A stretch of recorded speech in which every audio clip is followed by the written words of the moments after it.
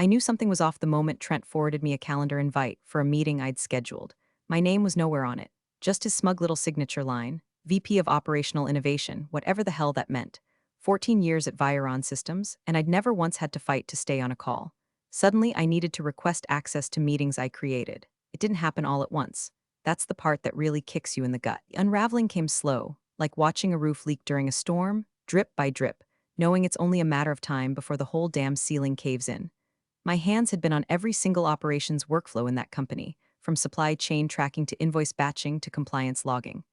I built half of it, cleaned up the other half, and babysat it all like it was my firstborn. I knew where the paper trail started, where it doubled back, and where it was quietly set on fire. And still, I smiled, trained the kid, answered his questions, nodded through meetings where he explained things I'd invented back to me like I was the intern and he was Moses descending from Mount Salesforce. Quick pause before we go any deeper into this corporate fever dream. Do me one favor. If you're listening and your finger's not broken, tap that subscribe button and hit like. I know everyone asks. But seriously, 90% of folks don't subscribe, and it keeps the team alive and mildly caffeinated. Plus, this story, you're going to want to hear how it ends. Back to Trent the Blessed Nephew. He was brought in to shake things up, which, as anyone over the age of 40 knows, is code for cut costs and blame the people who remember how things used to work. Within a month, vendor calls I'd managed for years started vanishing from my calendar. Contacts I'd nurtured since Bush was in office were suddenly being routed to Trent's assistant, a girl who wore glitter eyeshadow to compliance briefings. I'm not judging. Glitter has its place. It just shouldn't be in a room discussing contractual breach clauses. The kicker, one Thursday, I logged into the compliance portal to update a quarterly certification, and my access was denied. Not expired, password denied. Full on, you do not have permission to view this resource. That portal was mine. I'd helped write the internal SOPs on usage. When I reached out to IT, they said the permissions had been updated per VP directive. I didn't even bother to reply. I just sat there, staring at the screen, mouth dry. I wish I could say I stood up that day and stormed down to HR with a righteous fire in my belly, but the truth is I closed my laptop and went home early. Stopped for gas on the way, made lasagna, pet the cat. Sometimes you don't realize you're being erased until it's already happened. A few weeks later, they changed the internal document sign-off system without notifying me. I found out when a vendor flagged a missing invoice signature, and when I checked, Trent had retroactively signed off on it. I was still listed as the primary approver in the system, but my name had been crossed out like a typo in a Word doc. No explanation, no call, just gone. I started printing things. Contracts, change logs, email threads, call it paranoia or call it instinct, but when the house starts to burn, you don't ask who lit the match, you grab a fireproof box. One night after everyone left, I stayed late and checked the vendor compliance logs from my admin terminal, one of the few places they hadn't booted me from yet. Sure enough, Trent had skipped 2 certifications on our highest risk supplier. Not flagged, not pending, just skipped. I screenshotted the logs, backed up the timestamp metadata, printed copies and slipped them into a folder marked Q3 binders in my file drawer. That's when I realized this wasn't incompetence, it was a setup. He wasn't just trying to replace me. He was trying to erase any proof I'd ever mattered, so I started rehearsing for the day they'd walk me out. And baby, when they did, I made sure the last page they'd see had my name on it, bolded, underlined, and triple initialed. Paragraph 12C, it was a Tuesday. That detail sticks in my head like a bone chip. Not a Monday where you expect misery or a Friday when they usually save the bloodletting to avoid lawsuits over the weekend. No, they picked a Tuesday. Middle of the week, middle of the quarter, middle of a sentence in a budget planning deck when my team's notification popped up. Please come to HR. Now, no context, no subject line. Just now, I knew. Don't ask me how. You don't give 14 years of your life to a place without learning its scent before the rot sets in. I stood up, smoothed my blazer, and made the walk down that weirdly quiet corridor like I was marching toward my own autopsy. They didn't even bother closing the blinds. As I stepped in, Marcia from HR was already sitting at the little round table with a manila envelope in front of her like it was a peace offering, or a loaded gun. She looked up, smiled, and said the words that are still branded in my memory like a hot iron to the ribs. We're letting you go. No preamble. No, we appreciate your contributions. Not even a faux sympathetic head tilt. Just letting you go like I was a balloon they got tired of holding. I sat, didn't speak. She slid the envelope over and started with some scripted language about departmental consolidation and cost realignment efforts. My eyes flicked across the paper inside. Termination letter, effective immediately, last paycheck processed, and right there in bold, no severance. I looked up. I assume this is a mistake. Marcia didn't blink. Your position is being eliminated. You're classified as at will. That disqualifies you from severance per company policy. My laugh caught in my throat like a dry cough. 14 years. I've got coffee mugs in this building older than Trent. Marcia didn't flinch. Didn't care. I could have told her I performed CPR on the server room, and she still would have handed me that envelope with the same damn look. And then, because the universe loves poetic cruelty, I saw him. Trent, standing right outside the glass wall, arms crossed, watching like it was a talent show, and I just bombed my tap number. The grin on his face wasn't big, just tight and smug, like a man who thought he'd outplayed someone but had no idea he was sitting on a live grenade. I didn't say anything, just turned back to Marcia. I'd like a copy of my signed contract before I leave. She blinked. Why? Because I asked. I didn't raise my voice. I didn't cry. I didn't flip the table or throw my office chair through the window, although God knows I wanted to. She fumbled, clicked a few things on her laptop. It'll be sent to your personal email within 24 hours. Send it in PDF format, not Word. I smiled just enough to unnerve her. Wouldn't want it accidentally edited. That's when I noticed her eyes dart, just for a flicker, to the head of HR's office down the hall. A twitch of unease. Good. I stood, took the envelope, and walked out like I was heading to lunch. Trent gave me a little wave. I didn't return it, didn't even look at him directly. But as I passed, I muttered low enough only he could hear it. You're going to wish I was just another layoff. Then I went home, closed the blinds, took off my blazer, poured a whiskey, opened my filing cabinet, pulled out my original employment contract, the one I'd kept in hard copy all these years because unlike the new blood, I didn't trust the cloud with my life. I flipped to the back. There it was.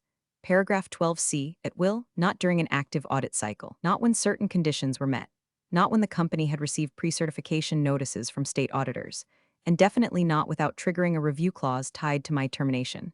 They wanted to save a few bucks? Fire a non-essential? Cool. Let's find out what it costs to silence the woman who built the operating system they just flushed down the toilet.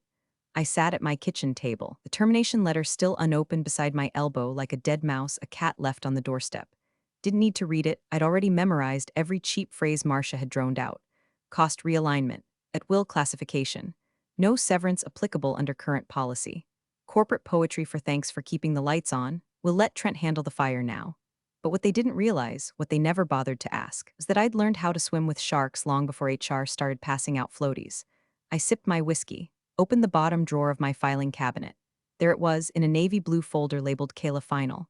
Original ink notarized, my full employment agreement. I flipped through it like a priest with a Bible in a burning church, searching for the verse that might still save me. And there it was, page 3, halfway down. Paragraph 12C. In the event of involuntary termination during an active internal or external audit cycle, wherein the employee has direct or historical oversight of audit-relevant systems, severance and indemnity shall be awarded in accordance with Section 9, regardless of at-will classification. Termination under these circumstances shall trigger a legal review clause requiring third-party compliance counsel. I leaned back in my chair, breath caught somewhere between a laugh and a growl. They really hadn't read it. I remembered exactly when I'd added that clause. It was 4 years ago, after a vendor transition went so sideways we were 3 days from losing a 7-figure government contract. I'd spent 72 hours straight rewriting workflows, sleeping in the office, living off vending machine trail mix and broken promises. When the dust finally settled, the company handed me a revised title and a new contract. I'd made sure 12C was slipped in like a razor blade in a birthday cake. It was built for this exact moment, termination during an audit window. I didn't even need to prove motive, just conditions, and I had them in spades. Still, I wanted backup. I called a lawyer I'd been referred to by a friend in procurement, Ilya Rabinovitz, niche firm, specializes in executive contract disputes and gray box terminations, the polite phrase for getting axed without fingerprints. He answered on the third ring sounding board. Rabinovitz, hi, this is Kayla Turner. I was referred to you by Gina Alston.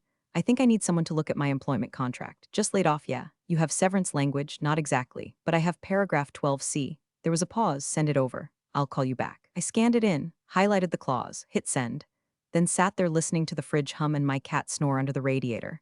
15 minutes later, my phone rang. You're sitting down? Illy asked. Yeah, they screwed up, he said, badly. He walked me through it like a calm, slightly amused surgeon. The clause wasn't just enforceable, it was trigger-based. Meaning if certain audit flags existed at the time of my termination, the protections automatically engaged. The audit didn't even need to be underway, a pending notice was enough. What's your department again? He asked. Operations. Oversaw vendor compliance, contractor classifications, and procurement scheduling. There was a low whistle on the other end. And you were terminated while any of those areas were under pre-audit review? I smiled. State sent a notice last month. Procurement flagged a vendor for late submissions. Perfect. This is surgical. We don't scream. We don't threaten. We just watch them hang themselves with their own compliance string. I exhaled long and slow. My chest felt hollow, like something had been scooped out, but not in a bad way.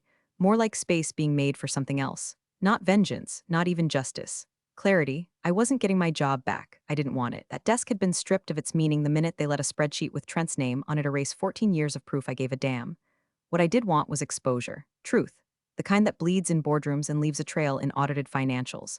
I told Lee I'd retain him. He gave me his encrypted upload link. I started dragging files in, emails, change logs, vendor communications, screenshots of retroactive sign-offs, all of it. Then I went to bed. Didn't cry, didn't rage. I just dreamed of Trent trying to explain a missing compliance clause to a man in a government badge holding a clipboard. I spent the next 2 weeks in what I can only describe as monk mode. No Netflix, no doom scrolling, no wine unless I could name 3 procurement violations first. My kitchen table transformed into a war desk, laptop open, folders stacked like sandbags, printer chewing paper like it had a grudge. I didn't rage, didn't cry. That part of me was done. This wasn't emotional anymore. It was arithmetic. Ali introduced me to a forensic accountant named Priya. Small woman, sharp eyes, voice like a scalpel. She didn't waste time asking if I was sure I wanted to pursue this. She just asked for read-only access to everything I had and then sent me a spreadsheet template labeled Unethical Activity Preliminary. We started with payment lags. One of my responsibilities at Vireon had been to track vendor payout schedules. Government contracts are picky about this, pay late, and you trigger a chain of compliance headaches. I pulled the logs, cross-referenced vendor payout dates with actual processing dates. Found 4 instances, where Trent had delayed payment past the 45-day window, then retroactively marked them on time using a bypass function I hadn't seen since we decommissioned our old invoice system 3 years ago. I flagged them, dated them, noted that all 4 vendors were ones I'd originally blacklisted due to high-risk profiles. Priya didn't react, just typed and nodded. Next, contractor classifications. Under federal guidelines, anyone classified as an independent contractor must meet certain tests: autonomy, project scope, equipment ownership. We'd failed one of those tests years ago and paid dearly in fines. I'd personally written a new internal policy to prevent misclassification. Guess what Trent did 6 months after arriving? Deleted it, quietly. I found the deletion timestamp. Found the new classifications he'd signed off on. Pulled screenshots of contractors using at Vireon Systems emails, company equipment, company meetings, company ID badges. Violation, violation, violation. It started to feel less like building a case and more like documenting a fire in real time. Priya and I didn't talk much. She'd send a note, need backup for invoice #7213. I'd send over the PDF. She'd reply, got it. No emojis, no pleasantries, just surgical focus. We were butchers in a fraud morgue. Then came the kicker. Buried in an old expense report, I found a vendor invoice marked approved emergency exception. It had Trent's name on it. Approved retroactively, 2 weeks after services were rendered, using a temporary override code I had created during a cybersecurity drill 4 years ago. A code that should have been retired, archived, and locked in compliance logs. Not only did the override violate internal controls, it violated federal contract procedure. Government contractors can't retroactively approve vendor work. It's not just shady, it's criminal under certain clauses. That alone could nullify the contract Vireon held with the state of Illinois, worth $9.3 million. I sent it to Priya. Her only reply, this is big. We'll need to timestamp everything and mirror the metadata. I nodded as if she could see me, then got to work flagging the folder, encrypting copies, and uploading them to an external drive. Meanwhile, Lee filed a silent hold request with the state auditor's office. That meant if the audit moved forward, our documentation could be reviewed in parallel without notifying Vireon just yet. Because, oh yes, the audit was coming. I found it in a quarterly compliance memo buried inside the procurement SharePoint archive. Vireon was scheduled for a full-cycle state audit in 30 days. Trent either didn't know or didn't care. Either way, the clock was now ticking. Every day I didn't speak publicly made them feel safer. Every moment they thought I'd slink away, embarrassed and unemployed, made them bolder. Good. Let them reroute budgets, fake reports, reshuffle teams. Let them believe the ghost of Kayla Turner was safely out to pasture. Because I wasn't coming back with noise. I was coming back with receipts. The photo came in at 8:14 p.m. on a Sunday, right as I was folding laundry and pretending to live a normal life. The message was from a burner Gmail account, but I recognized the phrasing immediately. Procurement. Someone I'd worked with for years. Someone still inside. The image showed a trash cart in the back hallway near the freight elevator.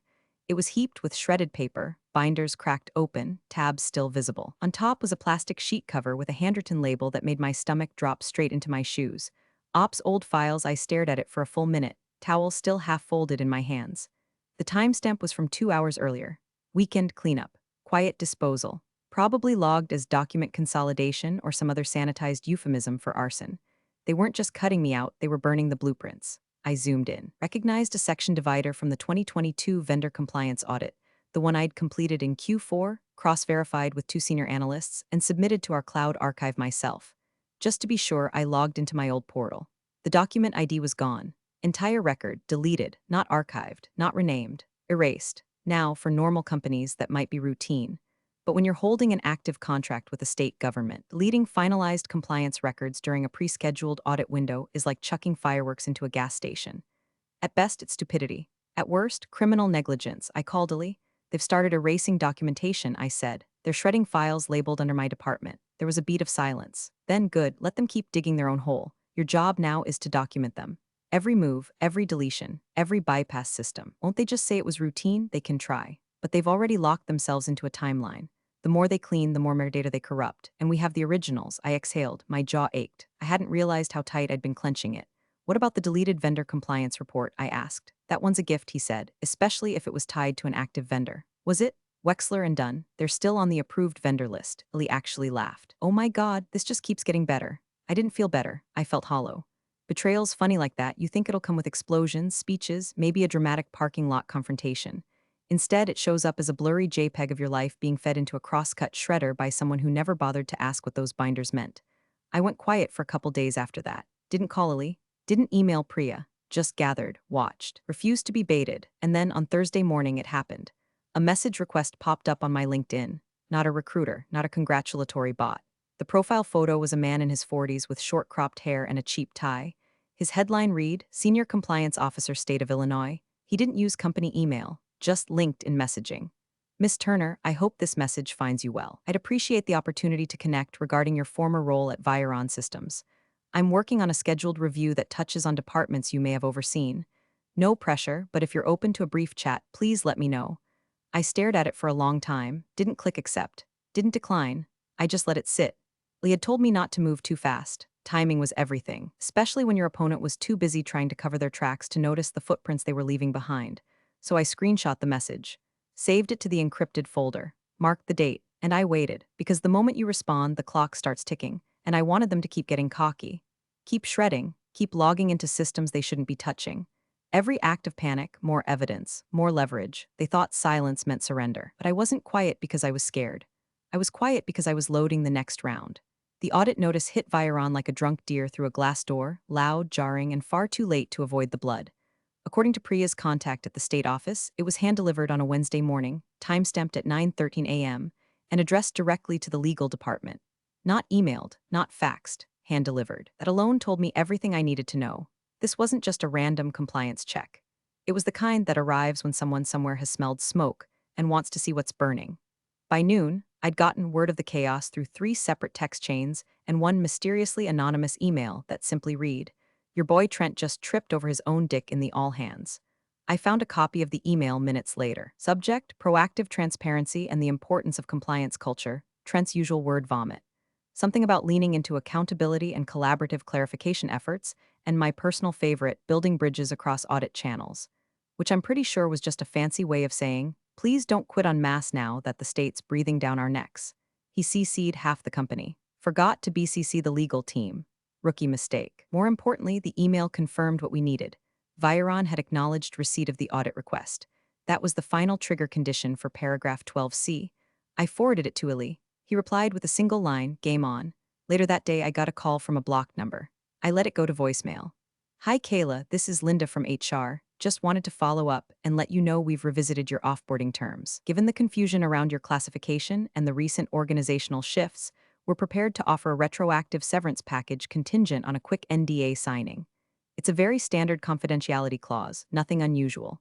Please give us a call if you're open to finalizing. I must have played that voicemail 6 times, listening for a crack in her voice. There wasn't one. Just that rehearsed HR tone that says, think you're dumb enough to take a check in exchange for your silence. I didn't respond. Instead, I sent it to Illy, who practically exploded over text. Illy, retroactive severance equals admission of mishandling. We'll bleed them for that. Me, they want me quiet. Illy, and we're going to make them pay for every decibel. The quiet fury set in, thick and cold. I wasn't even mad anymore, I was surgical. My hands didn't shake. My heart didn't race. Crossed that threshold weeks ago, when they tossed my career like expired office yogurt and hoped I'd just disappear. That night, Illy laid out the next step. We were going to force a formal review of my termination file using a procedural leverage point built into paragraph 12C. The clause requires outside legal review if the terminated employee held audit-relevant oversight duties and was let go during a pre-audit window. He reminded me. We already have both. What do we need to trigger it? I asked. Just the right question sent to the right desk. No lawsuit yet, just pressure. It'll force their general counsel to engage, and once they do, they'll realize HR put them in a legal minefield. That's when we name our terms. Won't they just settle? They'll try. But we don't take their first number. He was right. They were already trying to buy me off with severance like it was hush money at a family reunion. But they didn't realize this wasn't just about money anymore. It was about precedent. It was about every woman they'd cut loose under the banner of cost savings, every binder they'd shredded, every file they'd deleted while high-fiving in the glass conference room. They could spin it all they wanted, but the audit was coming. Paragraph 12C was real, and I wasn't done watching them sweat. I clicked on the LinkedIn message from the compliance officer for the first time, still didn't reply, just hovered my mouse over the accept button. Smiling, let them keep scrambling. Let Trent keep sending emails full of buzzwords and prayer. Let HR keep dialing from blocked numbers. They weren't asking how to fix it. They were asking how to contain me, and I hadn't even started speaking. Invitation came through as an email titled Final Exit Review Administrative Closure. Like this was just a routine box to check, not the corporate equivalent of a fuse about to meet gasoline. It was signed by Marcia from HR, who politely encouraged my attendance so they could ensure all outstanding matters were resolved. No mention of lawyers. No mention of paragraph 12C. Just bland, flavorless language trying to pretend the last 6 weeks hadn't happened. I replied with a single sentence. I'll be bringing legal counsel to the meeting. No emoji, no thanks, just that. Illy and I arrived 5 minutes early. He wore a dark gray suit with a leather folder tucked under one arm and a look that said I bill by the hour and I am not here to play nice. I wore the same blazer I'd worn the day they fired me. Felt symbolic, full circle. Or maybe a funeral. We were ushered into the same conference room where I'd once given Q3 projections to a half-dozen execs who'd nodded while texting. The room was different now. Tense, heavy. Marcia sat at the end of the table, lips tight and smile too bright. Trent was on the left, fake shipper, acting like we'd run into each other at Starbucks. Kayla, good to see you. Hope you've been. I didn't acknowledge him. Didn't even blink. Just sat down and looked straight at the man across from me, Glenn Dubois, head of finance. He was older than I remembered, or maybe just sleep-deprived.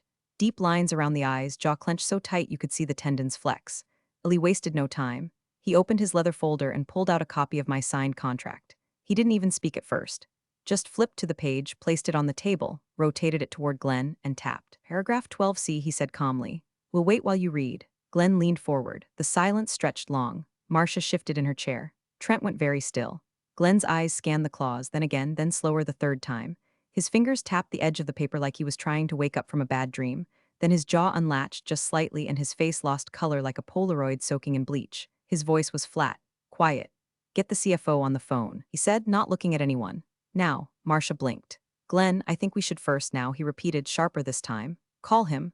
Trent tried to jump in. I mean, let's not escalate before we fully understand the intent of the language. Lee cut him off with a casualness that bordered on predatory. The intent is very clear. Severance and indemnity are triggered by her termination during a pending audit period, of which Vireon was notified prior to Kayla's dismissal. He leaned back, folding his hands over the folder like a man watching the first card drop in a house of them. Also relevant, the clause requires outside legal review once activated. That review never occurred.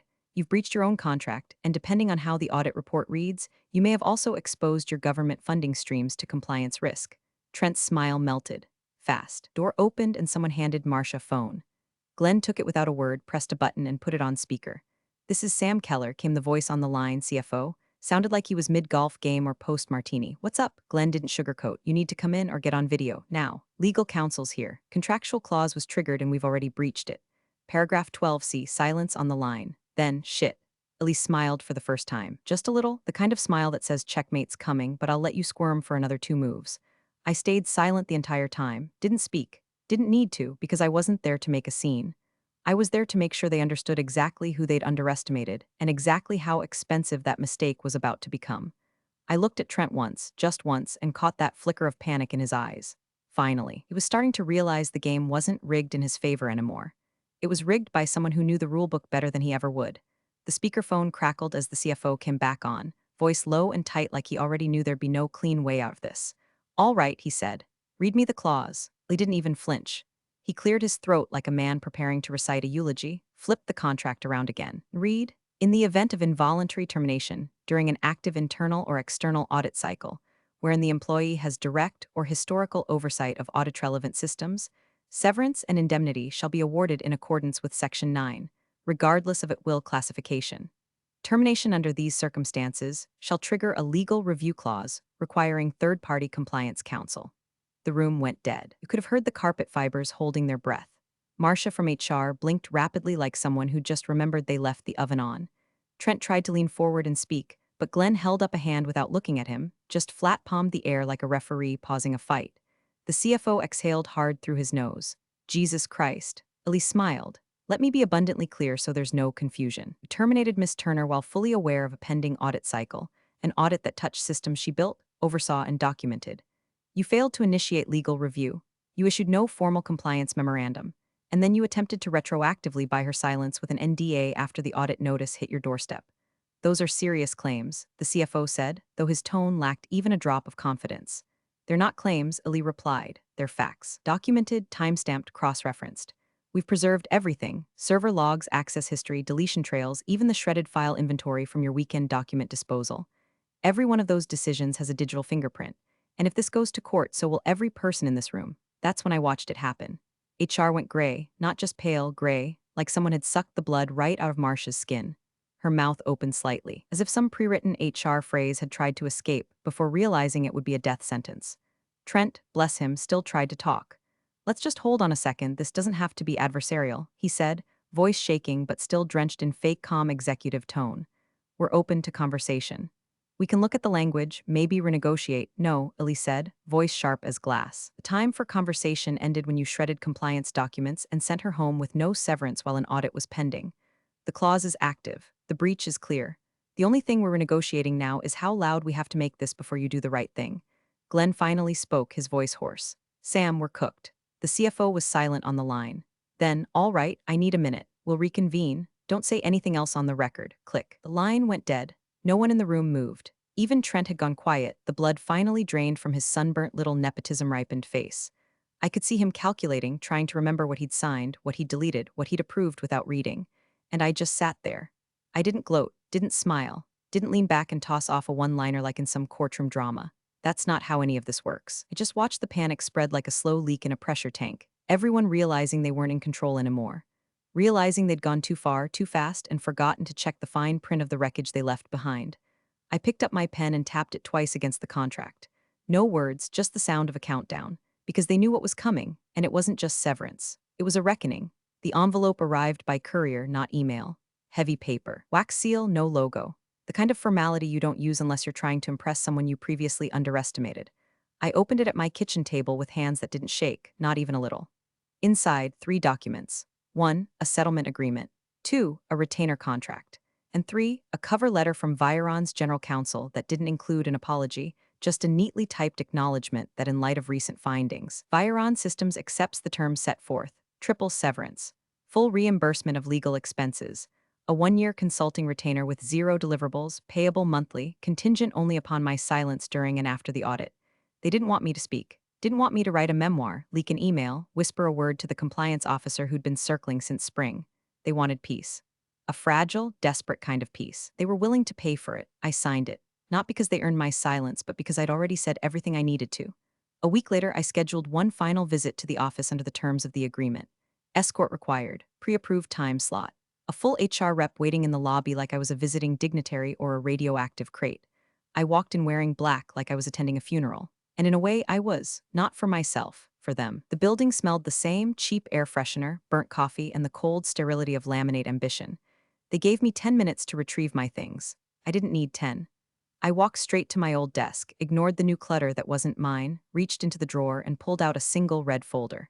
One I'd deliberately left behind. Not because I forgot it, because I wanted them to wonder why. Inside it was nothing but a copy of the original vendor SOP I'd written 5 years ago, the one Trent deleted, rewrote, and then botched so badly it helped trigger the audit. A little parting gift just for me. As I turned to leave, I heard him. Trent, standing in the lobby, pacing near the glass windows, mid-argument with someone on the phone. His voice was low and frantic. I didn't catch the words, didn't care to. He didn't see me, or maybe he did. But I didn't look at him, didn't slow, didn't flinch. I passed him like he was furniture. Just another dated fixture in a building that no longer knew what kept it standing. The HR escort trailed behind me like a nervous shadow. As we reached the exit, she cleared her throat like she wanted to say something. Maybe good luck, maybe sorry, but she didn't. She knew it wouldn't matter. Outside, the sky was that soft Midwestern gray that never quite commits to rain. I stepped into it without an umbrella, didn't need one. I'd weathered the storm already. And as the doors closed behind me for the last time, I felt lighter than I had in months, not because I'd won, but because I'd walked away with my name intact and my silence paid in full. I didn't get justice. I got something better, leverage. And as I slid into my car, folder beside me, engine humming like it knew the story too, I thought only one thing. I gave them 14 years. All they had to do was read page 3. You're the real MVPs of the office jungle. Thanks for watching. Smash that subscribe button, or the coffee pot might just forget your next brew.